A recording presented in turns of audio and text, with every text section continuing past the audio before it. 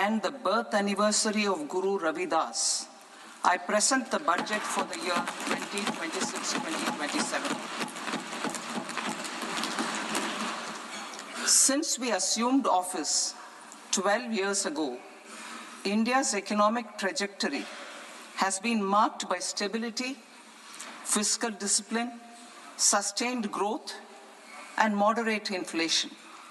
This is the result of conscious choices we have made, even in times heightened uncertainty and disruption.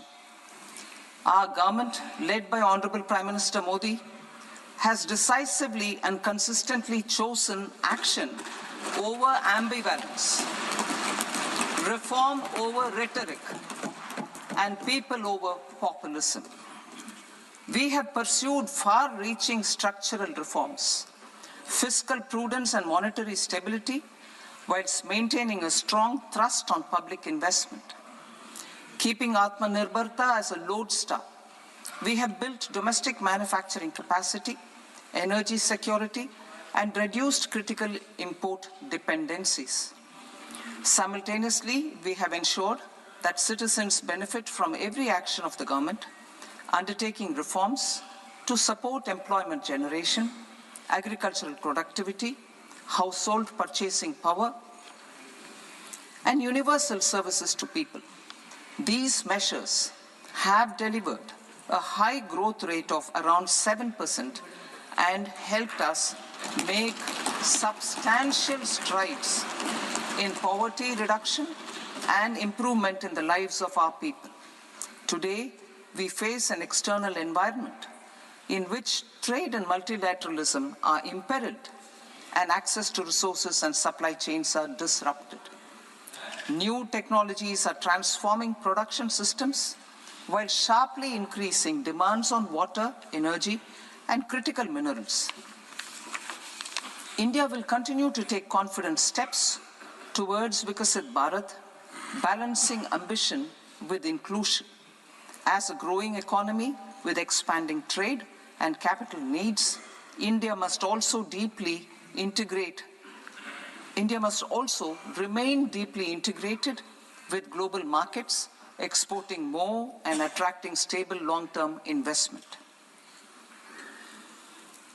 As I begin Part A, I want to express my gratitude to the people for standing firmly with us as we forge our way together towards becoming one of the largest economies of the world.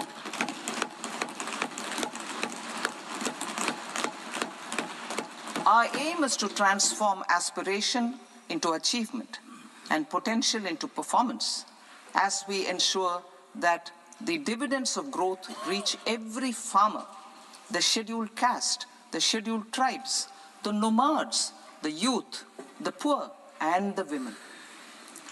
In Vikasit Bharat Young Leaders Dialogue 2026, several innovative ideas were shared with our Prime Minister, which have inspired many of the proposals, making this a unique Yuva Shakti-driven budget.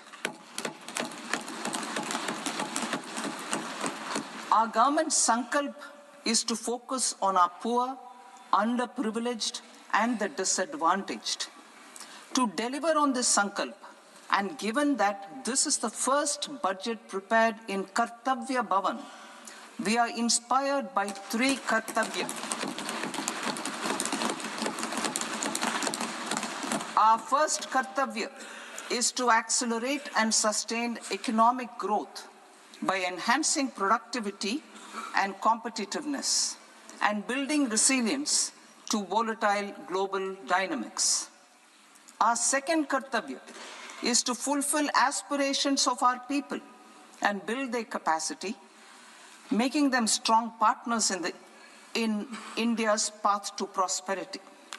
Our third Kartavya, aligned with our vision of Sabka Saath, Sabka Vikas, is to ensure that every family, community, region, and sector has access to resources, amenities, and opportunities for meaningful participation.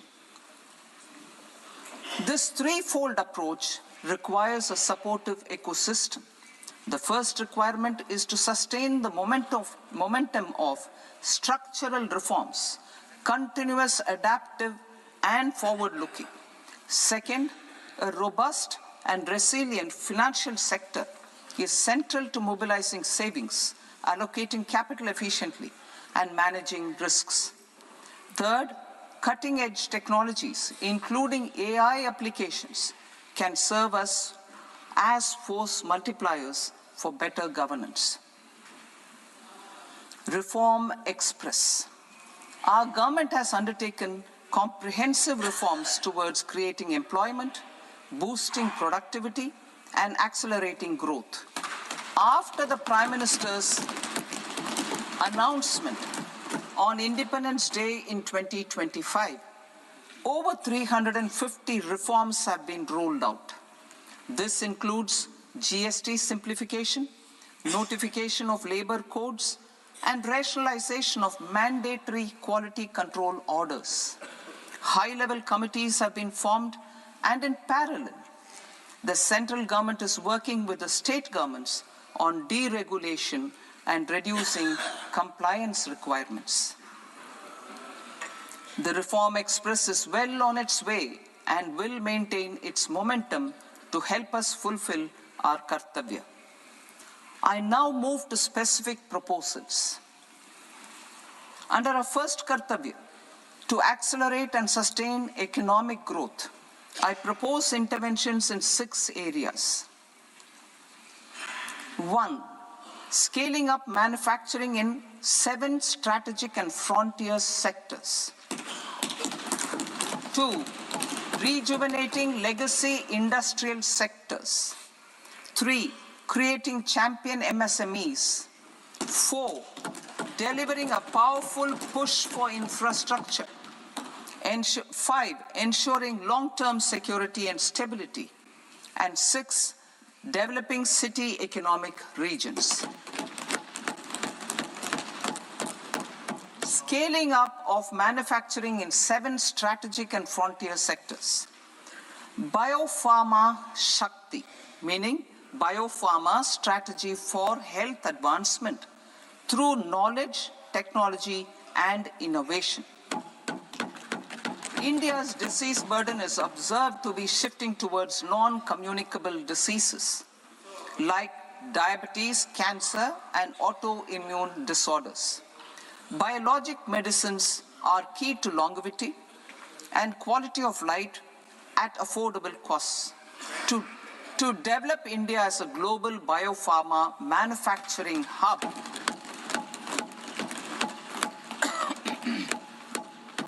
I propose the Biopharma Shakti with an outlay of 10,000 crores over the next 5 years. This will build the ecosystem for domestic production of biologics and biosimilars. The strategy will include a biopharma-focused network with 3 new national institutes of pharmaceutical education and research, popularly known as NIPERs, and upgrading 7 existing ones. It will also create a network of 1,000 accredited India clinical trials sites.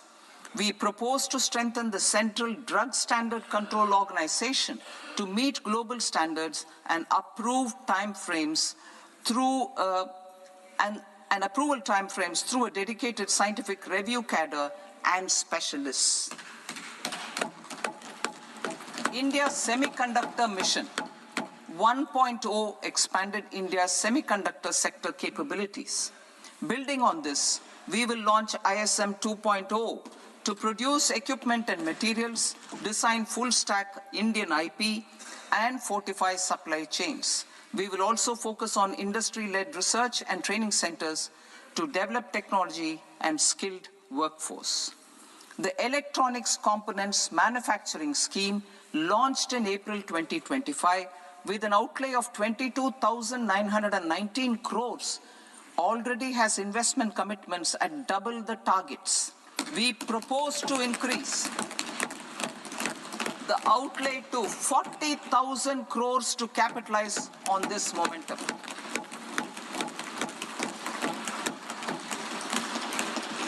A scheme for rare earth permanent magnets was launched in 2025 November.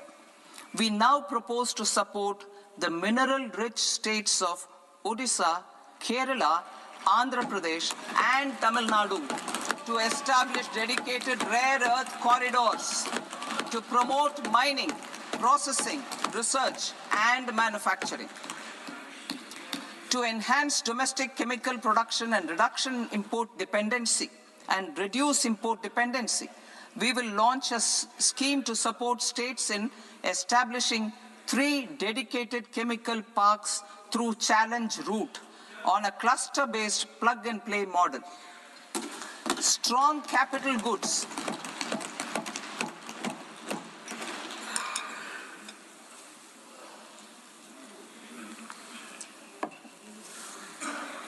Strong capital goods capability is a determinant of productivity and quality across different sectors. Towards building this capacity, I propose the following.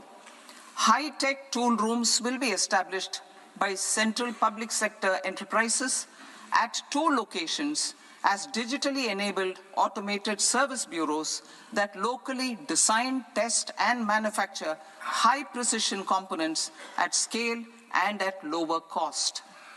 2, a scheme for enhancement of construction and infrastructure equipments will be introduced to strengthen domestic manufacturing of high value and technologically advanced CIE.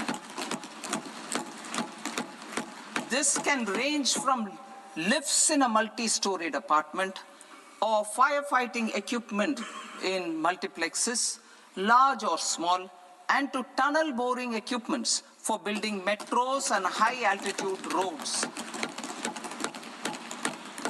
I also propose a scheme for container manufacturing to create a globally competitive container manufacturing ecosystem with a budgetary allocation of 10,000 crores over a 5-year period. For the labor-intensive textile sector, I propose an integrated program with 5 subparts. 1, the National Fiber Scheme for self-reliance in natural fibers, such as silk, wool, and jute, man-made fibers, and new-age fibers. Textile expansion and employment scheme to modernize traditional clusters with capital support for machinery, technology upgradation, and common testing and certification centers. 3, the National Handloom and Handicraft Program to integrate and strengthen existing schemes and ensure targeted support for weavers and artisans. Tex Eco Initiative to promote globally competitive and sustainable textiles and apparels. Samarth 2.0 to modernize the upgrade the textile skilling ecosystem through collaboration with industry and academic institutions. Further, I propose to set up mega textile parks in challenge mode. They can also focus on bringing value addition to technical textiles. I propose to launch the Mahatma Gandhi Gram Swaraj initiative to strengthen khadi, handloom, and handicrafts. This will help in global market linkage and branding. It will streamline and support training, skilling, quality of process, and production. This will benefit our weavers, village industries, One District, One Product, ODOP initiative, and also our rural youth. India has the potential to emerge as a global hub for high-quality, affordable sports goods. I propose a dedicated initiative for sports goods that will promote manufacturing, research, and innovation in equipment design, as well as material sciences. Rejuvenation of legacy industrial clusters. I propose to introduce a scheme to revive 200 legacy industrial clusters to improve their cost competitiveness and efficiency through infrastructure and technology upgradation. Creating champion SMEs and supporting micro enterprises.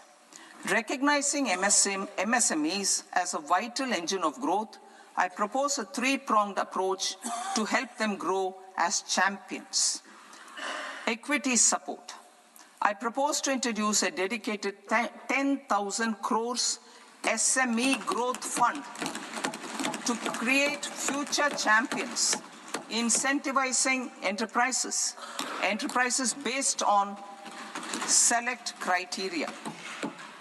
I also propose to top up the Self-Reliant India Fund set up in 2021 with 2,000 crores to continue support to micro enterprises and maintain their access to risk capital. Liquidity support. With TREDS, more than 7 lakh crore has been made available to MSMEs. To leverage its full potential, I propose 4 measures. 1. Mandate TREDS as the transaction settlement platform for all purchases from MSMEs by CPSEs, serving as a benchmark for other corporates. 2. Introduce a credit guarantee support mechanism through CGTMSE for invoice discounting on TREDS platform. 3. Link GEM with TREDS for sharing information with financiers about government purchases from MSMEs, encouraging cheaper and quicker financing. 4. Introduce TREDS receivables as asset-backed securities, helping develop a secondary market, enhancing liquidity and settlement of transactions. Professional support. Government will facilitate professional institutions such as the ICAI, ICSI, ICMAI to design short-term modular courses and practical tools to develop a cadre of corporate mitras, especially in Tier 2 and Tier 3 towns. These accredited para-professionals will help MSMEs meet compliance requirements at affordable costs. Infrastructure. During this past decade, our government has undertaken several initiatives for large-scale enhancement of public infrastructure, including through new financing instruments such as Infrastructure Investment Trust (InvITs) and Real Estate Investment Trust (REITs), and institutions like NIIF and NABFID. We shall continue to focus on developing infrastructure in cities with over 5 lakh population, that is Tier 2, Tier 3 cities, which have expanded to become growth centers. Public capital expenditure has increased manifold from 2 lakh crore in 2014-15 to an allocation of 11.2 lakh crore in BE 25-26. In this coming year, that is financial year 2026-27, I propose to increase it to 12.2 lakh crores to continue the momentum.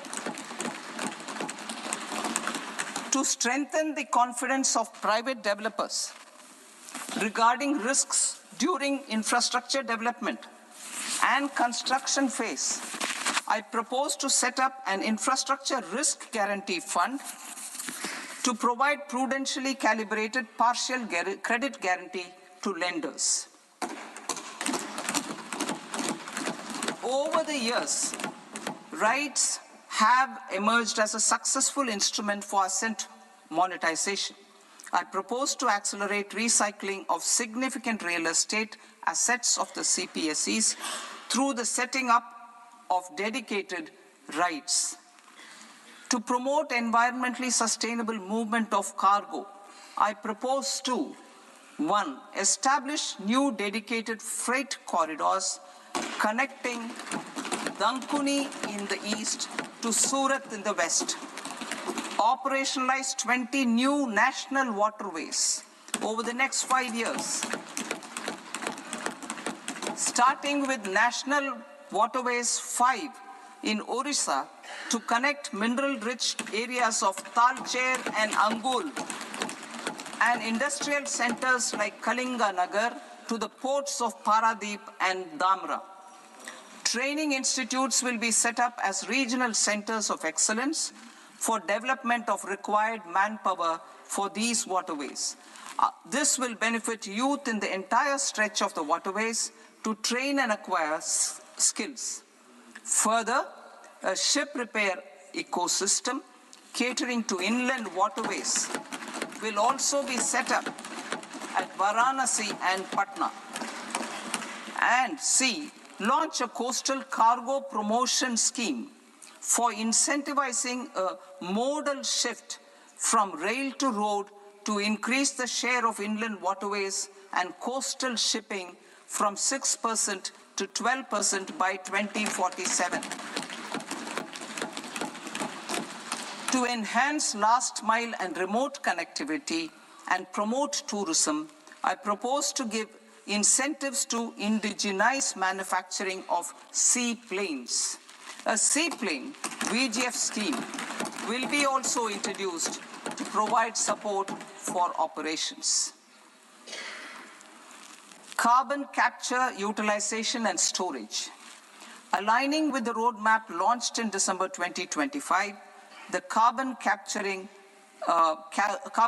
utilization and storage technologies at scale will achieve higher readiness and in end-use application across 5 industrial sectors, including power, steel, cement, refineries, and chemicals. An outlay of 20,000 crore is proposed over the next 5 years for this purpose. City economic regions. Cities are India's engines of growth, innovation, and opportunities. We shall now focus on Tier 2, Tier 3 cities, and even temple towns, which need modern infrastructure and basic amenities. This budget aims to further amplify the potential of cities to deliver the economic power of agglomerations by mapping city economic regions based on their specific growth drivers. An allocation of 5,000 crore per CER over 5 years is proposed for implementing their plans through a challenge mode with a reform-cum-result-based financing mechanism. In order to promote environmentally sustainable passenger systems, we will develop 7 high-speed rail corridors between cities as growth connectors, namely Mumbai to Pune, Pune to Hyderabad, Hyderabad to Bengaluru, Hyderabad to Chennai, Chennai to Bengaluru, Delhi to Varanasi, Varanasi to Siliguri.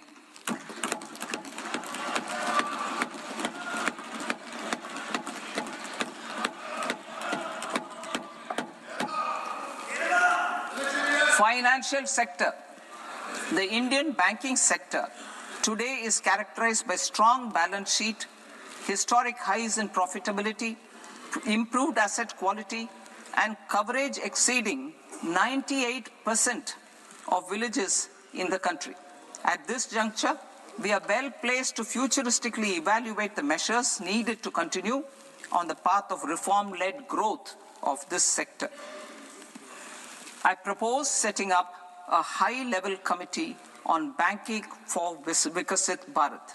High-level committee on banking for Vikasit Bharat to comprehensively review the sector and align it with India's next phase of growth, while safeguarding financial stability, inclusion, and consumer protection.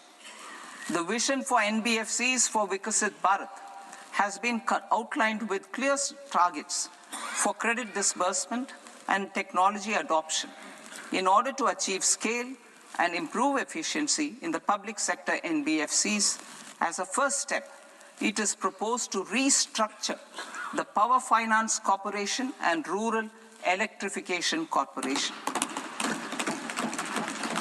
I propose a comprehensive review of the foreign exchange management non-debt instruments rules to create a more contemporary, user-friendly framework for foreign investments consistent with India's evolving economic priorities. Corporate bond market. I propose to introduce a market-making framework with suitable access to funds and derivatives on corporate bond indices. I also propose to introduce total return swaps on corporate bonds. Municipal bonds. To encourage the issuance of municipal bonds of higher value by larger cities, I propose an incentive of 100 crore rupees for a single bond issuance.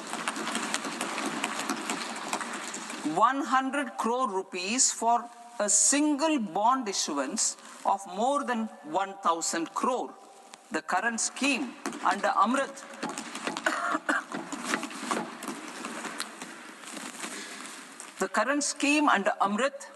which incentivizes issuances up to 200 crores only, will also continue to support smaller and medium towns. That will also continue to support the smaller and medium towns. Ease of doing business. Individual persons resident outside India, PROI, will be permitted to invest in equity instruments of listed Indian companies through the Portfolio Investment Scheme.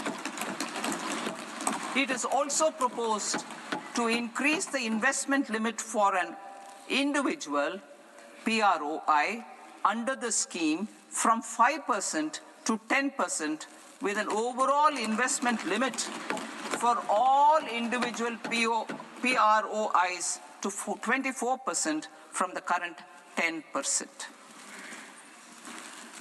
Emerging technologies including AI. 21st century is technology-driven. Adoption of technology is for the benefit of all people. Farmers in the field, women in STEM, youth keen to upskill, and Divyangjan to access newer opportunities. The government has taken several steps to support new technologies through AI Mission, National Quantum Mission, Anusandhan National Research Fund, and Research and Development and Innovation Fund. Our second kartavya is to fulfill aspirations and build capacities. Close to 25 crore individuals have come out of multi-dimensional poverty through a decade of our government's sustained and reform-oriented efforts.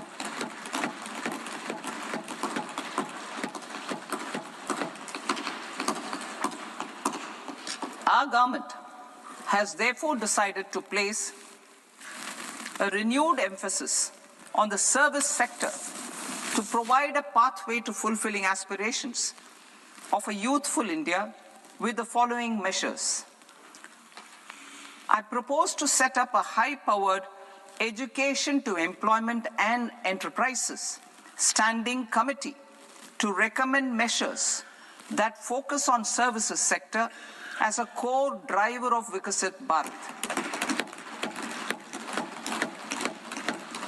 This will make us a global leader in services with a 10% global share by 2047.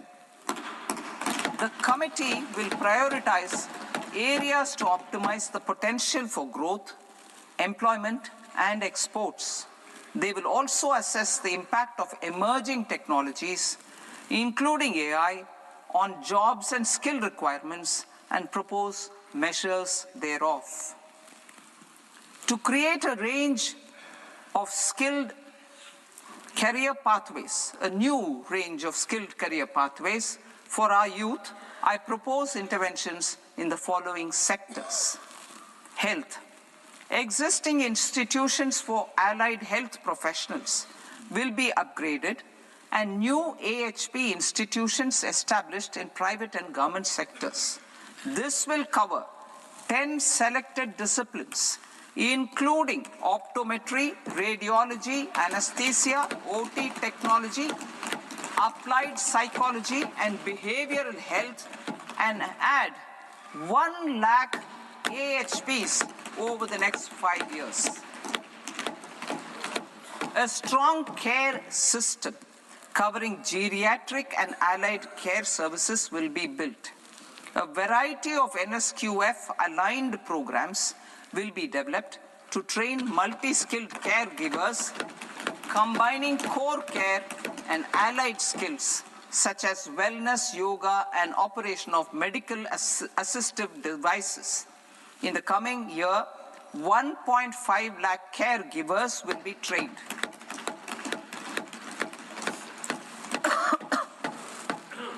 Hubs for medical value tourism. To promote India as a hub for medical tourism services, I propose to launch a scheme to support states in establishing 5 regional medical hubs in partnership with the private sector. These hubs will serve as integrated healthcare complexes that combine medical, educational, and research facilities. They will have Ayush centers, medical value tourism facilitation centers, and infrastructure for diagnostics, post-care, and rehabilitation. These hubs will provide diverse opportunities, job opportunities for health professionals, including doctors and AHPs. Ancient Indian yoga, already respected in several parts of the world, was given a mass global recognition when Honorable Prime Minister took it to the UN. Post-COVID, Ayurveda gained a similar global acceptance and recognition. Exporting quality Ayurveda products helps farmers who grow the herbs and youth who process the products.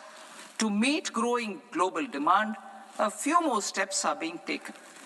I propose to, 1, set up 3 new All India Institutes of Ayurveda. 2, upgrade Ayush pharmacies and drug testing labs for higher standards of certification ecosystem and make available more skilled personnel. 3, upgrade the WHO Global Traditional Medicine Center in Jamnagar to bolster evidence-based research, training, and awareness for traditional medicine. Animal husbandry. Livestock contributes to close to 16% of farm income, including of poor and marginal households.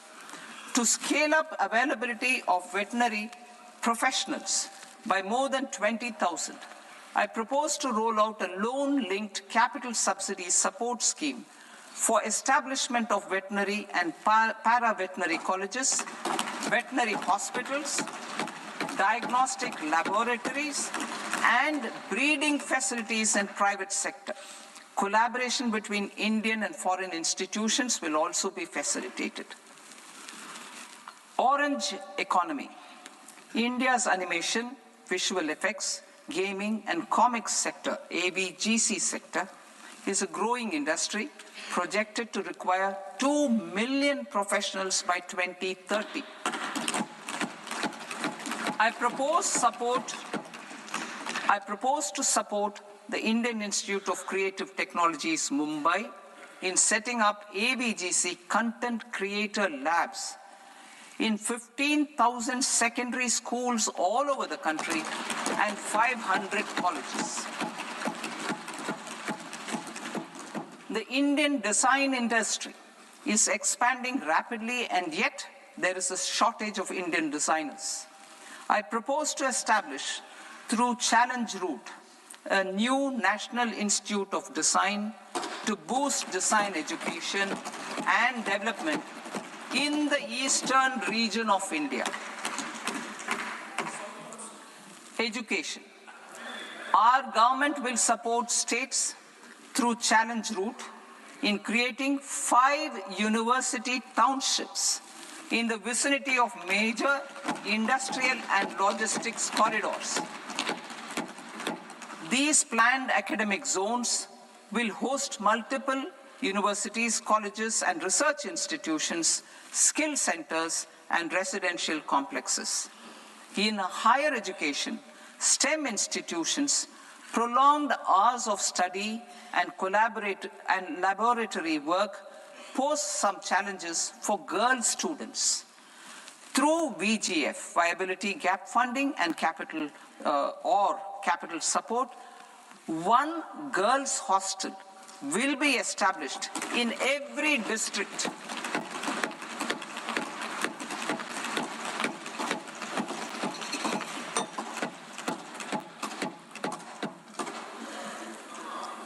To promote astrophysics and astronomy via immersive experiences. 4 telescope infrastructure facilities will be set up or upgraded. The National Large Solar Telescope, the National Large Optical Infrared Telescope, the Himalayan Chandra Telescope, and the Cosmos 2 Planetarium. Tourism. The tourism sector has the potential to play a large role in the employment generation, forex earnings, and expanding the local economy.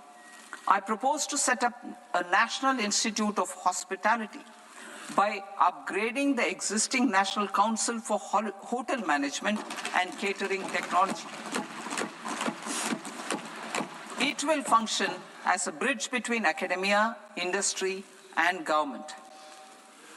I also propose a pilot scheme for upskilling 10,000 guides in 20 iconic tourist sites through a standardized, high-quality, 12-week training course in hybrid mode in collaboration with the Indian Institute of Management. A national destination digital knowledge grid will be established to digitally document all places of significance, cultural, spiritual, and heritage. This initiative will create a new ecosystem of jobs for local researchers, historians, content creators, and technology partners.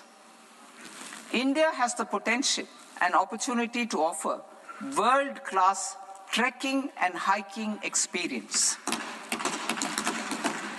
We will develop ecologically sustainable mountain trails in Himachal Pradesh, Uttarakhand, and Jammu Kashmir. Also in Araku Valley in the Eastern Ghats and Podigai Malai in the Western Ghats. Turtle trails along key nesting sites in the coastal areas of Odisha, Karnataka, and Kerala. And 3, bird watching trails along the Pulikat Lake in Andhra Pradesh, Tamilnadu. It's on the border. Under the visionary leadership of Honorable Prime Minister, we established the International Big Cat Alliance in 2024. This year, India is hosting the first ever Global Big Cat Summit, where heads of governments and ministers from 95 range countries will deliberate on collective strategies for conservation. Heritage and culture tourism. I propose to develop 15 archaeological sites, including Lothal, Dholavira, Rakhi Gadi, Adichanallur, Saranath, Hastinapur, and Leh Palace into vibrant experiential cultural destinations. Excavated landscapes will be open to the public through curated walkways. Immersive storytelling skills and technologies will be introduced to help conservation labs, interpretation centers, and guides. The sports sector provides multiple means of employment, skilling, and job opportunities. Taking forward the systematic nurturing of sports talent which is set in motion through the Khelo India program earlier, I propose to launch a Khelo India mission to transform the sports sector over the next decade. The mission will facilitate an integrated talent development pathway supported by training centers which are foundational, intermediate, and elite levels. B, systematic development of coaches and support staff. C, integration of sports science and technology. D, competitions and leagues to promote sports culture and provide platforms. And E, development of sports infrastructure for training and competition.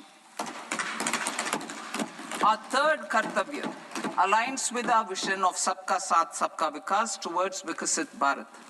This requires targeted efforts for 1, increasing farmer incomes through productivity enhancement and entrepreneurship, with special attention to small and marginal farmers.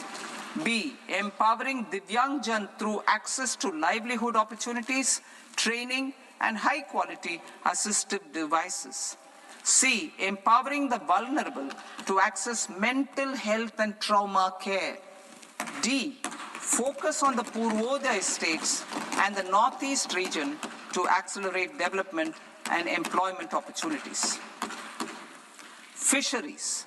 We will undertake initiatives for integrated development of 500 reservoirs and Amrit Sarovars. 2, strengthen the fisheries value chain in coastal areas and enable market linkages involving startups and women-led groups together with fish farmer producer organizations. Animal husbandry. To provide quality employment opportunities in rural and peri-urban areas, we will support the animal husbandry sector in entrepreneurship development through A, credit-linked subsidy program, B, scaling up and modernization of livestock enterprises, C, enhanced creation of livestock, dairy, and poultry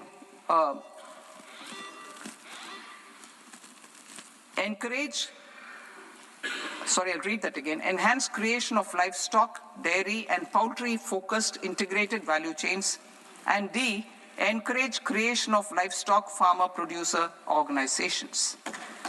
High-value agriculture.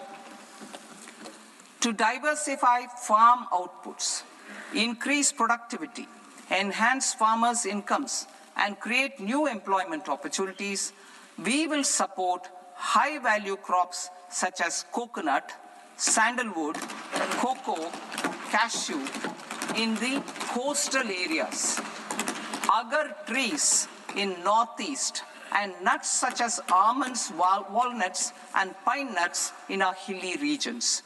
These, all of them, will be supported. India is the world's largest producer of coconuts. About 30 million people, including nearly 10 million farmers, depend on coconuts for their livelihood. To further enhance competitiveness in coconut production, I propose a coconut promotion scheme to increase production and enhance productivity through various interventions, including replacing and non-productive trees with new saplings or plants or varieties in major coconut growing states. A dedicated program is proposed for Indian cashew and cocoa to make India self-reliant in raw cashew and coconut production and processing, enhance export competitiveness, and transform Indian cashew and Indian cocoa into premium global brands by 2030. Sandalwood. Sandalwood is closely linked to India's social and cultural heritage. Our government will partner with state governments to promote focused cultivation and post-harvest processing to restore the glory of the Indian sandalwood ecosystem, to rejuvenate old, low-yielding orchards, and expand high-density cultivation of walnuts, almonds, and pine nuts, we will support a dedicated program to enhance farmer incomes and in bringing value addition by engaging youth. Bharat Vistar, that is virtually integrated system to access agricultural resources. I propose to launch Bharat Vistar, a multilingual AI tool that shall integrate the AgriStack portals and the ICAR package on agricultural practices with AI systems. This will enhance farm productivity, enable better decisions for farmers, and reduce risk by providing customized advisory support. She Marts for rural women-led enterprises. Building on the success of Lakpati Didi program, I propose to help women take the next step from credit-linked livelihoods to being owners of enterprises. Self-help entrepreneur, She Marts will be set up as community-owned retail outlets within the cluster-level federations through enhanced and innovative financing instruments. Empowering Divyangjan. Divyangjan Kaushal Yojana. Information technology, AVGC sectors, hospitality and food and beverages sectors often offer task-oriented and process-driven roles which are suitable for Divyangjan. We will ensure dignified livelihood opportunities through industry-relevant and customized training specific to each Divyangjan group. Divyang Sahara Yojana. Timely access to high-quality assistive devices for all eligible Divyangjan is a fundamental need. I propose to 1. Support the Artificial Limbs Manufacturing Corporation of India, Alimco, to set up and to scale up production of assistive devices, invest in R&D and AI integration, strengthen PM Divyasha Kendras, and support setting up of assistive technology marts as modern retail style centers where Divyangjan and senior citizens can see, try, and purchase assistive products. Reaffirming our commitment to mental health and trauma care. There are no national institutes for mental health care in North India. We will therefore set up a NIMHANS 2 and also upgrade national mental health institutes in Ranchi and in Tezpur as regional apex institutions. Emergencies expose families, particularly the poor and vulnerable, to unexpected expenditure. We will strengthen and increase these capacities by 50% in district hospitals by establishing emergency and trauma care centers. Focus on Purvodaya states and northeastern regions. Purvodaya. I propose the development of an integrated East Coast industrial corridor with a well-connected node at Durgapur, creation of 5 tourism destinations in 5 Purvodaya states, and the provision of 4,000 e-buses. Buddhist sites in northeastern region. The northeastern region is a civilizational confluence of Theravada and Mahayana or Vajrayana traditions. I propose to launch a scheme for development of Buddhist circuits in Arunachal Pradesh, Sikkim, Assam, Manipur, Mizoram, and Tripura. The scheme will cover preservation of temples and monasteries, pilgrimage interpretation centers, connectivity, and pilgrim amenities. 16th Finance Commission. On 17th November 2025, the 16th Finance Commission submitted its report to the President. As mandated under Article 281 of the Constitution, The government is to lay the report along with the explanatory memorandum on the action taken report on the recommendations of the Commission in Parliament, which, Sir, Honourable Speaker, you've allowed me to do at the commencement of this session. The government has accepted the recommendation of the Commission to retain the vertical share of devolution at 41%.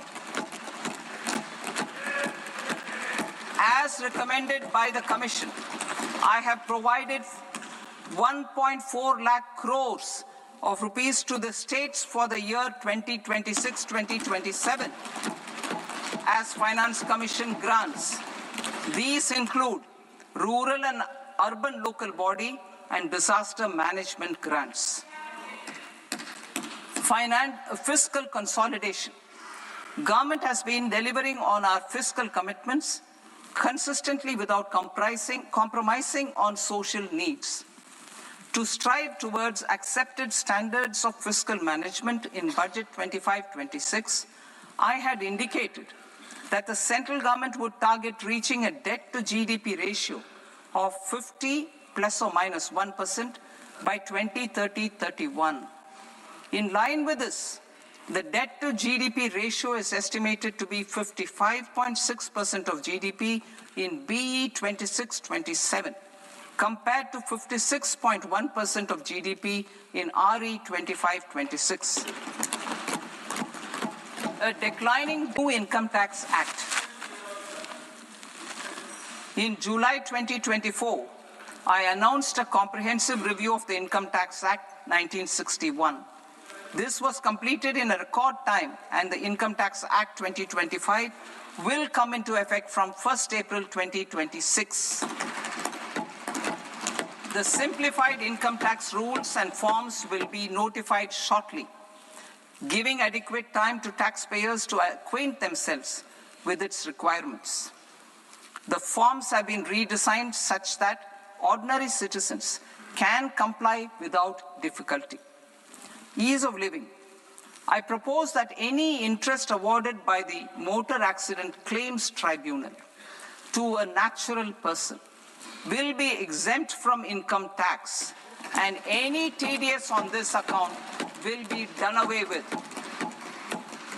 I propose to reduce TCS rate on the sale of overseas tour program package from the current 5% and 20% to 2% without any stipulation of amount.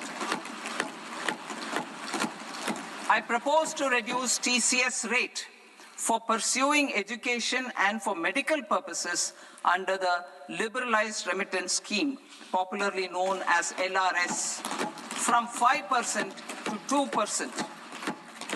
Supply of manpower services is proposed to be specifically brought within the ambit of payment to contractors for the purpose of TDS to avoid ambiguity.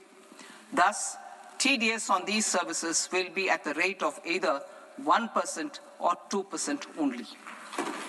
I propose a scheme for small taxpayers, wherein a rule-based automated process will enable obtaining a lower or nil deduction certificate instead of filing an application with the assessing officer. For the ease of taxpayer holding securities in multiple companies, I propose to enable depositories to accept Form 15G or Form 15H from the investor and provide it directly to various relevant companies. I propose to extend time available for revising returns from 31st December to up to 31st March with the payment of a nominal fee. I also propose to stagger the timeline for filing of tax returns. Individuals with ITR 1 and ITR 2 returns will continue to file till 31st July, and non-audit business cases or trusts are proposed to be allowed time till 31st August. TDS on sale of immovable property by a non-resident is proposed to be deducted and deposited through resident buyers and his or her PAN-based challan instead of requiring a TAN, which is a temporary accounting number. to address practical issues of small taxpayers like students, young professionals, tech employees, relocated NRIs, and such others, I propose to introduce a one-time 6-month foreign asset disclosure scheme for these taxpayers to disclose income or assets below a certain size. This scheme would be applicable for two categories of taxpayers, namely, A, who did not disclose their overseas income or assets, and B, who disclosed their overseas income and or paid due tax but could not declare the asset acquired. For category A, the limit of undisclosed income or asset is proposed to be up to 1 crore rupees. They need to pay 30% of fair market value of asset or 30% of undisclosed income as tax and 30% as additional income tax in lieu of penalty and would thereby get immunity from prosecution. For category B, asset value is proposed to be up to 5 crore rupees. Here, immunity from both penalty and prosecution will be available with a payment of fee of 1 lakh rupees. Rationalizing penalty and prosecution. Multiplicity of proceedings are hindrance to the ease of doing business. I propose to integrate assessment and penalty proceedings by way of a common order for both. There will be no interest liability on the taxpayer on the penalty amount for the period of appeal before the first appellate authority, irrespective of the outcome of appeal process. Further, quantum of prepayment is being reduced from 20% to 10% and will continue to be calculated only on core tax demand. As an additional measure for reducing litigation, I propose to allow taxpayers to update their returns even after reassessment proceedings have been initiated and an additional 10% tax rate over and above the rate applicable for the relevant year. The assessing officer will then use only this updated return in his proceedings. There is already a framework for immunity from penalty and prosecution in the cases of underreporting. I propose to apply this framework for immunity to misreporting too. However, in such a case, the taxpayer will need to pay 100% of the tax amount as an additional income tax over and above the tax and interest due. Penalties for certain technical defaults, such as failure to get accounts audited, non-furnishing of transfer pricing audit report, and default in furnishing statement for financial transactions are proposed to be converted into fee.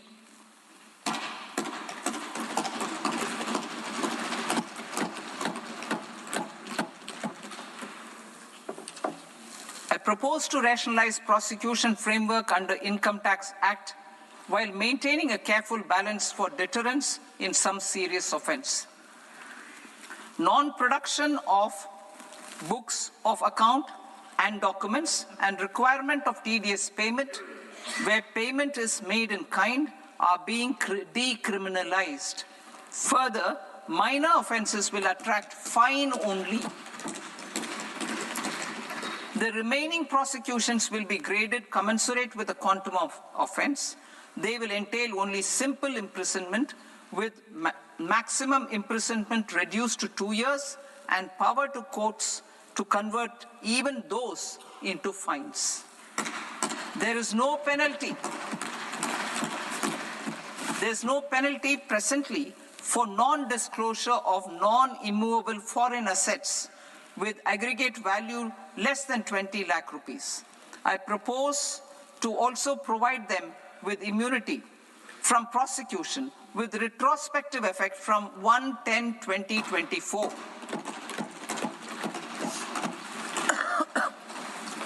Cooperatives. Deduction is already allowed to a primary cooperative society engaged in supplying milk, oilseeds, fruits or vegetables raised or grown by its members. I propose to extend this deduction to also include supply of cattle feed and cotton seed produced by its members. I propose to allow inter-cooperative society dividend income as deduction under the new tax regime to the extent it is further distributed to its members. I further propose to allow exemption for a period of 3 years to dividend income received by a notified national cooperative federation on their investments made in companies up to 31/1/2026. This exemption would be allowed only for dividends further distributed to its member cooperatives. Supporting IT sector as India's growth engine. India is a global leader in software development services, IT-enabled services, knowledge process outsourcing services, and contract R&D services relating to software development. These businesses and their segments are quite interconnected with each other. All these services are proposed to be clubbed under a single category of information technology services with a common safe harbor margin of 15.5% applicable to all. The threshold for availing safe harbor for IT services is being enhanced substantially from 300 crore rupees to 2,000 crore rupees. Safe harbor for IT services shall be approved by an automated rule-driven process without any need for tax officer to examine and accept the application. Once applied by an IT services company, the same safe harbor can be continued for a period of 5 years at a stretch at its choice. For IT services companies who want to conclude advanced pricing agreement, APA, I propose to fast-track unilateral APA process for IT services and endeavor to conclude it within a period of 2 years. The period of 2 years can be extended by a further period of 6 months on taxpayers' request. I propose to extend the facility of modified returns available to the entity entering APA to its associated entities also. Attracting global business and investment. Recognizing the need to enable critical infrastructure and boost investment in data centers, I propose to provide tax holiday till 2047 to any foreign company that provides cloud services to customers globally by using data center services from India. It will, however, need to provide services to Indian customers through an Indian reseller entity. I also propose to provide a safe harbor of 15% on cost in case the company providing data center services from India is a related entity. To harness the efficiency of just-in-time logistics for electronic manufacturing, I propose to provide safe harbor to non-residents for component warehousing in a bonded warehouse at a profit margin of 2% of the invoice value. The resultant tax of about 0.7% will be much lower than in competing jurisdictions. To provide fillip to toll manufacturing in India, I propose to provide exemption from income tax for 5 years to any non-resident who provides capital goods, equipment, or tooling to any toll manufacturer in a bonded zone. To encourage vast pool of global talent to work in India for a longer period of time, I propose to provide exemption to global, non-India sourced income of a non-resident expert for a stay period of 5 years under notified schemes. I propose to provide exemption from minimum alternate tax, the MAT, to all non-residents who pay tax on presumptive basis. Tax administration. I propose to constitute a joint committee of Ministry of Corporate Affairs and Central Board of Direct Taxes for incorporating the requirements of income computation, and Disclosure Standards, the ICDS, in the Indian Accounting Standards, IND AS itself. Separate accounting requirement based on ICDS will be done away with from the tax year 27-28. To support Prime Minister Modi's vision of homegrown accounting and advisory firms to become global leaders, I propose to rationalize the definition of accountant for the purposes of safe harbor rules. Other tax proposals. Change in taxation of buyback was brought in to address the improper use of buyback route by promoters. In the interest of minority shareholders, I propose to tax buyback for all types of shareholders as capital gains. However, to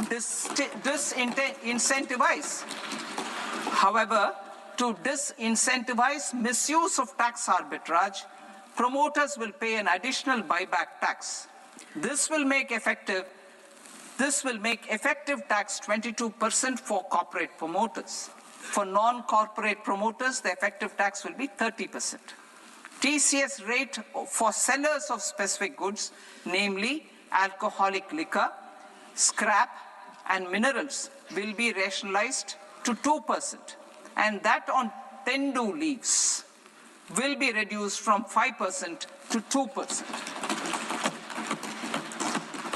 I propose to raise the STT on futures to 0.05% from the present 0.02%.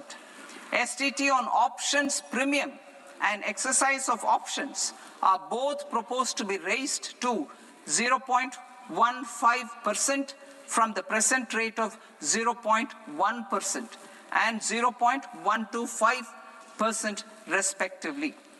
We reformed the taxation landscape for corporates in 2019 by providing them a simplified regime with lower tax rate so that they could productively focus on business rather than on claim of deductions and exemptions. To encourage companies to shift to the new regime, set off of brought forward MAT credit, minimum alternate tax credit, is proposed to be allowed to companies only in the new regime. Set off using available MAT credit is proposed to be allowed to an extent of 1/4 of the tax liability in the new regime. MAT is proposed to be made final tax, so there will be no further credit accumulation from 1st April 2026. In line with this change, the rate of final tax is being reduced to 14% from the current MAT rate of 15%. The brought forward MAT credit of taxpayers accumulated till 30th March 2026 will continue to be available to them for set-off as above. Indirect taxes. I shall now take up proposals related to indirect taxes. My proposals for customs and central excise aim to further simplify the tariff structure, support domestic manufacturing, promote export competitiveness, and correct inversion in duty. To continue weeding out long-continuing customs duty exemptions, I propose to remove certain exemptions on items which are being manufactured in India or where the imports are negligible. Similarly, to further simplify the process of ascertaining the rate of duty applicable on a particular item, I propose to incorporate certain effective rates in various customs notifications to the tariff schedule itself. I shall now take up sector-specific proposals. Promotion of exports of marine, leather, and textile products.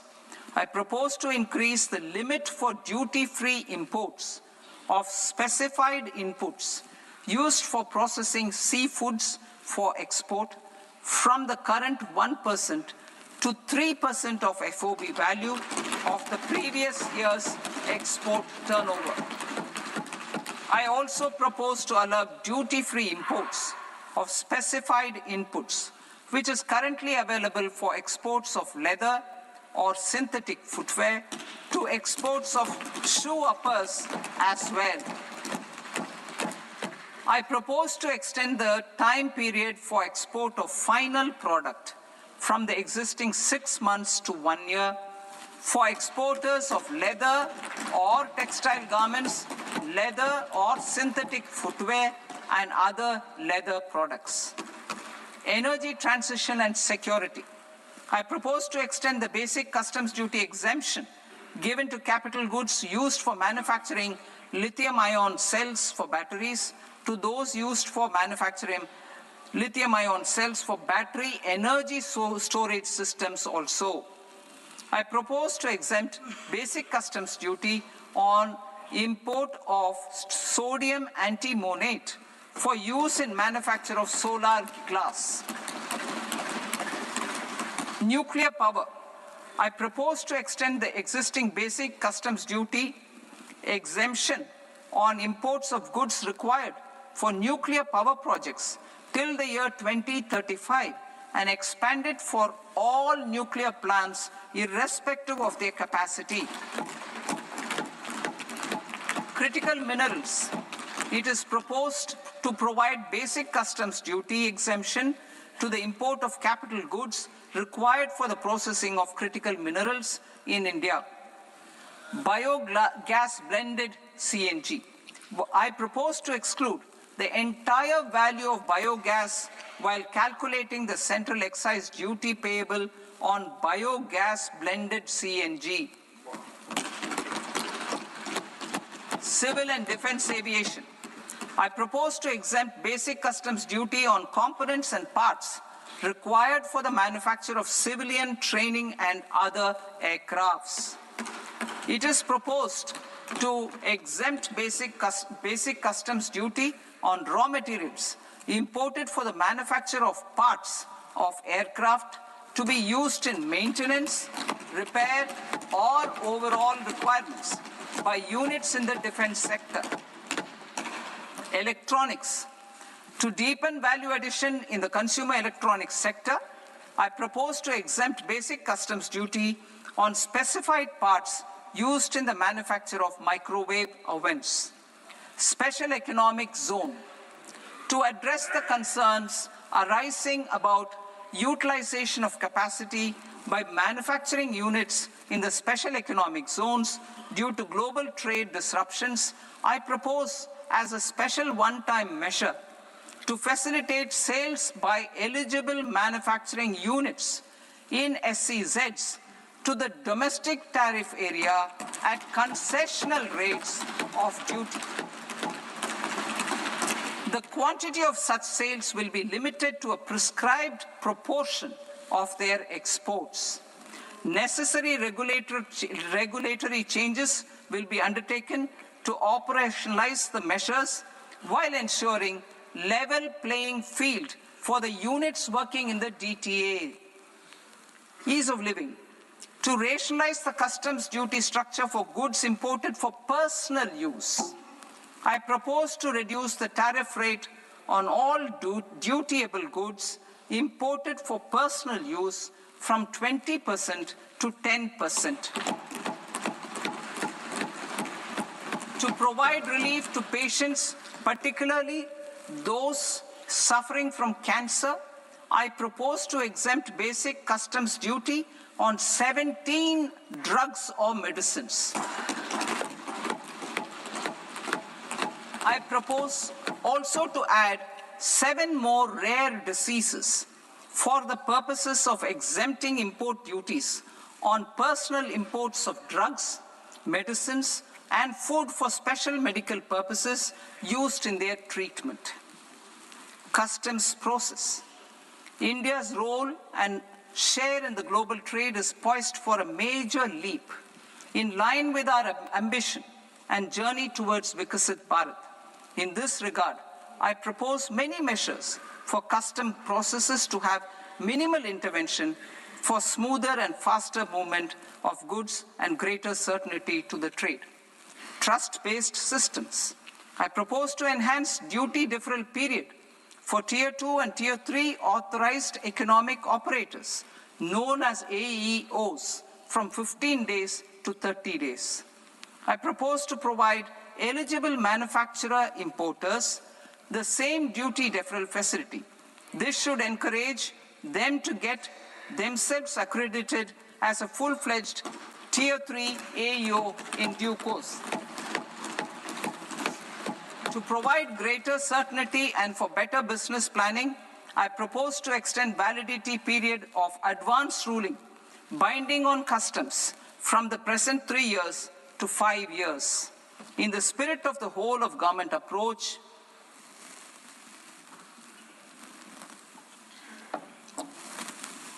government agencies will be encouraged to leverage AEO accreditation for preferential treatment in clearing their cargo. Regular importers with trusted, long-standing supply chains will be recognized in the risk system so that the need for verification of their cargo every time can be minimized. Export cargo using electronic sealing. Export cargo using electronic sealing will be provided through clearance from the factory premises to the ship.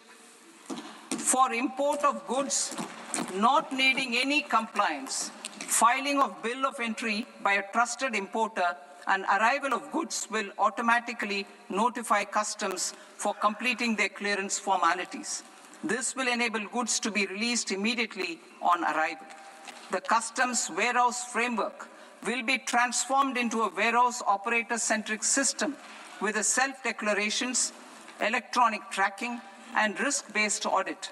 These reforms will move away from the current system of officer-dependent approvals and reduce transaction delays and compliance costs. Ease of doing business. Approvals required for cargo clearance from various government agencies will be seamlessly processed through a single and interconnected digital window by the end of the financial year. Processes involved in clearance of food, drugs, plant, and animal and wildlife products, accounting for about 70% of interdicted cargo, will be operationalized on this system by April 2026 itself. For goods not having any compliance requirement, clearance will be done by customs immediately after online registration is completed by the importer, subject to the payment of duty. Customs integrated system will be rolled out in 2 years as a single integrated and scalable platform for all customs processes. Utilization of non-intrusive scanning with advanced imaging and AI technology for risk assessment will be expanded in a phased manner with the objective to scan every container across all the major ports. New export opportunities to support Indian fishermen to fully harness the economic value of marine resources beyond our territorial waters. The following measures will be taken. A. Fish catch by an Indian fishing vessel in exclusive economic zone or on the high seas will be made free of duty. Landing of such fish on foreign port will be treated as export of goods.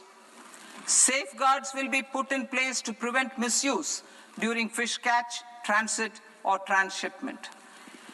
To support aspirations of India's small businesses, artisans, and startups to access global markets through e-commerce, I am pleased to announce complete removal of the current value cap of 10 lakh rupees per consignment on courier exports. In addition, handling of rejected and returned consignments will be improved with effective use of technology for identifying such consignments. I propose to revise provisions governing baggage clearance during international travel to address genuine concerns of passengers. The revised rules will enhance duty-free allowances in line with the present-day travel realities and provide clarity in temporary carriage of goods brought in or taken out. There are honest taxpayers who are willing to settle disputes by paying all their dues, but they get deterred due to negative connotation associated with penalty. They will now be able to close cases by paying an additional amount in lieu of penalty. Honorable Speaker, sir, with this, I commend the budget to this august House. Jai Hind.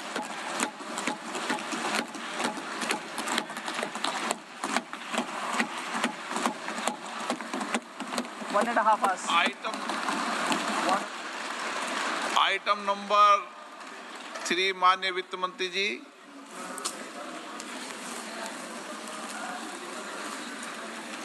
Item number 2, sir. 3.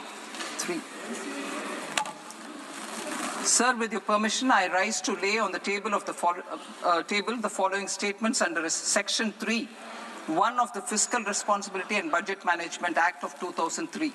Medium-term fiscal policy cum fiscal policy strategy statement and macroeconomic framework statement. Item number 4, माननीय वित्त मंत्री जी. Sir, with your permission, I move for leave to introduce the Finance Bill 2026. प्रश्न ये कि विधेयक को पुनर्स्थापित करने की अनुमति प्रदान की जाए. जो सदस्य इस पक्ष में हाँ गए, जो सदस्य विरोध में ना गए, मेरे विचार में निर्णय हाँ वालों के पक्ष में हाँ वालों के पक्ष में अनुमति प्रदान की जाती है. माननीय मंत्री जी, अब विधेयक पूरे स्थापित करें. Sir, I introduce the bill. माननीय सदस्य, आपको सूचित किया जाता है कि माननीय वित्त मंत्री जी के बजट भाषण की कॉपी पब्लिकेशन काउंटर पर ली जाती है. बजट भाषण और बजट से संबंधित दस्तावेज आपके मोबाइल फोन और मेंबर पोर्टल्स पर ही उपलब्ध है. सभा की कार्रवाई कल सोमवार दिनांक 2 फरवरी 2026 को प्राप्त 11 बजे तक के लिए स्थगित की जाती है.